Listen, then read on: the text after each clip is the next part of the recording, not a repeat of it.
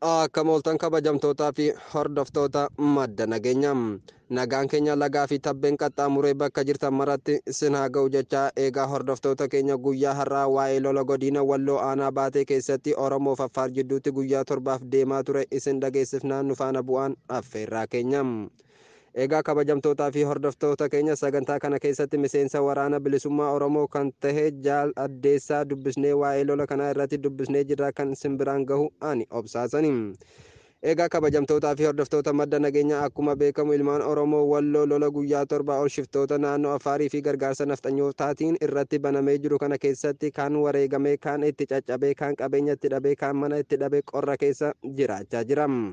Lola kana keessatti warroonni daldala siyaasaa gaggeeffatan harkatti naqatanii uummata nagaa kana irratti summii facaasaa jiru.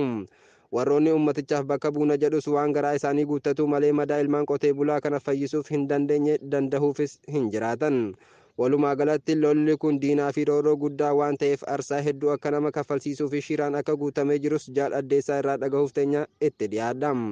Jaal Addeessaan akkas jedhu. Wanni kun lola karaa piroopagaandaa miidiyaa fi lola karaa meeshaatiin waan deemaa jiruuf wanni kun hedduu walxaxaadha jedhe. Akkuma mata duree irratti kaasuuf yaalle warroonni ummaticha bakka buuna jedhee liyyuu haylii naannoo Amaaraa Oromoo Walloo akka diinaatti osoo ilaalaa jiru qotee bulaa keenya wal irraa ittisanii liyyuu haylii 16 qofaa lola kana irratti erguun diinummaa guddaa basaasummaaf akka ta'e jiraatonni achii kun ni dubbatu. Ammaan duras yeroo hidhattoota Affaarii yeroo wallollu federaalaattu jidduu keenya ture, yeroo nuti Affaar injifannee nu dhoowwaa ture, yeroo ammoo Affaar nu injifate callisee nu ilaalaa turan. Amma sababa lola naannoo Tigraay kanaaf federaalli sun waan achii kaafameef nu ficcisiisuu fi nu basaasuuf liyyuu haylii nutti ergan malee dhugaa nuuf yaadanii miti jechuun jiraattonni achii kun komii qaban madda nageenyaatti himanii jiru. Osoo kan nuuf yaadan ta'e bulchitoonni kun ijoollee keenya kanneen meeshaa gosa fedhe dhukaasuu danda'u numa keessa jiru ture. Garuu waan nuuf yaadan fakkeessanii nu cabsaa jiran jechuun ibsatan. Mee waan kana irratti Jaal Addeessaa maal akka jedhu akka armaan gadii kanatti waliin haa caqasnu. Hayyeegaa nagaafachuu keessaniif yookaan naafeeruu keessaniif hedduu ulfaadhaa horaa bulaa deebanaallee isiniin jaa. Akkasumatti lolli kun yoo itti qabnee ilaallu lola jechuun waan dhadhaa nama dibuu miti, waan silaa tola namaa ooluu miti. Lola jechuun inni hiikaan isaa waan hedduudha, waan baay'ee nama gaafachiisa, waan baay'eellee nama kennisiisa. Waan san taateef lolli kun har'a erga jalqabamee yoo xiqqaateetiin jettee waggaa torba oli qaqqabeera malee kanaa gadi hin ta'uu san keessatti lubbuun namaa dhabameera, qabeenyi namaa barbadaa'eera. Yoo xiqqaate mana 200 fi oli yoo ta'e malee sanii gadi hin ta'uu lubbuun namaadhaa yoo kan lakkoo hin taate sanii ol irratti badeera. Waan san ta'eef ammoo nuti wanni beekuu qabnu Oromiyaa keessatti kaabas ta'ee bahas ta'ee diina lamatu jira Oromiyaa keessa, diina rarootii fi diina dasaatu jira jechuudha. Akkas ta'ee diina dasaatiin duruma wallollee walirraa isni fuunaa, walitti isni godaannaa, waliin tikfannaa, walirraa illee wallollee walitti isni araaramnaa jechuudha. Waan san taateef har'a ammoo yoo kan fudhannee kan laallu taate diina dasaa oduu hin taane diina rarootu jira jechuudha. Harka silaa wal nyaatee waliin dhuguu miti, harki as keessa galfateeru daldala siyaasaa akka ta'e nama aqlii qabu yookaan yaadu tokko eenyuyyuu ni hubata jedheetiin yaada. Haa taatu immoo waan kana keessatti garaa ofii guuttatu malee uummanni Walloo maalirra jira, akkamitti jira, eenyutu du'u jira, eenyu ka'uu jira. Har'a waan lamatu Walloo irratti wal gahaa jira. Karaa agartee sagaleetii fi karaa silaa rasaasaatiin irra roobaa jira. Waan san taateef adeemsi kun immoo adeemsa walxaxaa harka siyaasaa uummata silaa dandeettii hin qabne keessatti harka irratti qataa jirudha. Waan san taateef baasiin inni baasu, bu'aan inni fidu yookaan fafni inni fidu waan akkaan ulfaataa tokko yoo callisanii kan laalan taate haala sanii silaa bifa barbaachisu waan kanarraa maaltu barbaachisaa? Adeemsi isaadhaa maali, ejjennoon isaa maali kan jedhu gadi fageenyaan hubatee uummanni illee of keessatti hubatee ofirraa yoo ittisan godhin dubbeen keenya maalitti dhumi keenya maali kan jedhu hedduu nama yaaddessa waan ta'e. Waan ta'eef waan kana itti yaaduun barbaachisaadha. Irratti ejjennoo godhuun barbaachisaadha. Harki kun immoo harka silaa diina dasaa jennu sanii miti, diina rarooti. Wanni kun lafaa fi lafeefii miti kan nu barbaachisuu jiru, kan nu barbaaduu jiru nu dhaamsuudha malee nu buqqisuu miti. Hundee keenya balleessuudha malee nu jiraachisuun utubuu miti kan jedhuudha jaalati. Uummanni keenya beelaa yoo ta'e malee lolaan buqqa'ee hin beeku. Garuu haalli amma irra jiru kun waan hammaataa waan ta'eef uummanni keenya 200 ol ta'u buqqa'anii jiru. Lolli ammaa kun waan shiraan guutameef sadarkaa qe'ee ofii irraa buqqa'uu uummata irraan gahee jira. kun shiraa fi laafina bulchitoota aanichaa akka agarsiisu namatti mul'isa. Baay'ees nama gaddisiisa. Waa'ee buqqa'uu uummatichaa Jaal Addeessaa maal akka jedhu waliin haa caqasnu. Akka gargaarsaaf osoo hin taane badhaasummaaf ergameedha. Akka mataa kiyyaatti yookaan akka waraana tokkootti kan hin fudhadhu namni 16 gargaarsaaf hin ergamu. Lammaffaa immoo itti qabdee yoo ilaaltee meeshaan amma deemaa jiru warbiijii agartee girnoo fi akkasumas agartee diishkaa waan adda addaatu humna alaa keessaa deemaa jira. Osoo kan gargaarsi barbaadamu ta'ee yookaan uummata kanaaf bu'aa buufna jechuu barbaadamu ta'ee uummata kana keessa haalli warri muuxannoo qabu maqaallee agartee barbaachisaa yoo ta'e warra dha'uu danda'utu jira.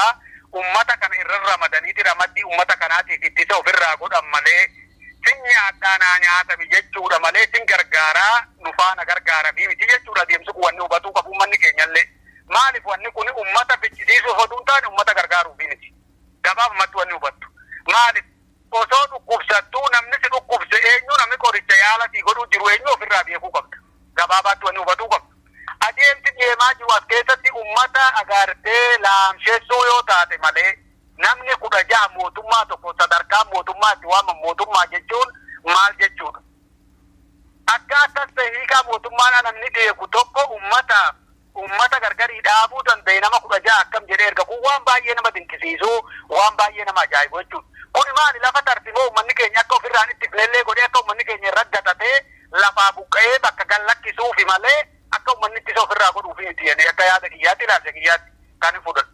Haala deemsa waraanaa keessattis girnoof tokko yookaan ammoo meeshaan gurguddaan bakka dhukka'uu jiru tokko manni tokko baada bakka san dhaabbatee lafa san dhuunfachuudhaaf maal isa barbaachisa akkamtu isa barbaachisa ka jedhu namni silaa waa'ee waraanaa beeku ni hubata jedheeti yaada wanni kun gargaarsa osoo hin taane bukkisaadha jedheeti nu hubadhaa jechuudhaan. Bulchitoonni dadhabina ofii kana osoo ittiin qaanfatin ummaticha ittiin sobuuf maqaa shanee juntaa jedhu fayyadamanii ummaticha ittiin sobuu barbaadu.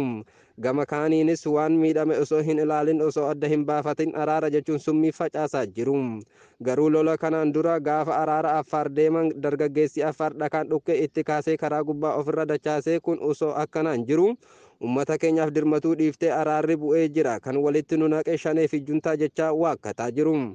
Kana irratti Jaal Addeessaan akka armaan gadii kanatti waan jedhu ittuma jirama waan nu jalaa galellee miti uummanni keenya lafaa buqqa'uun lafaa lafeen isaa miidhamuun hedduu nu gaddisiisallee hedduu agartee waan nu suuqanneessullee halkanii guyyaallee waan hirriba nu dhowwu tokko nyaataa dhugaatiillee waan nu dhowwu akkasumas uummata kana immoo akka amma isaan yaadamee jirutti uummata kana buqqifnee lafarraa bakka biraa galchinaan kun abjuudha jechuudha waan hin jirre hanga lafeen nama takkaa lubbuun nama takkaa jiru ummanni Oromoo Walloo keessaa dhabamee galaan hin jiru duruma nuti waan ufaarayaa miti jechuu barbaadeeti maali as keessatti makmaaka tokko siimaa maan durallee dhageessee raattenuma mala manni qubatee jennaan eeleen agartee yaa jarana nuti ibiddaan dur wal beeknaati utubaa qofa nurraa eegaa jette akka nurra hin kufne.